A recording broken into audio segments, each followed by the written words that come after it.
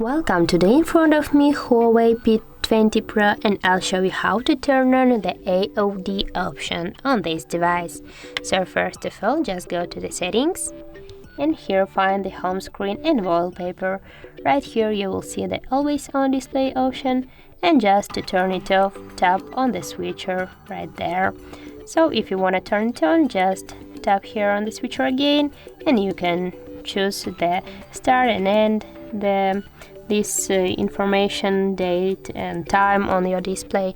So that's it. If you want to turn it on, just tap here again, and that's it.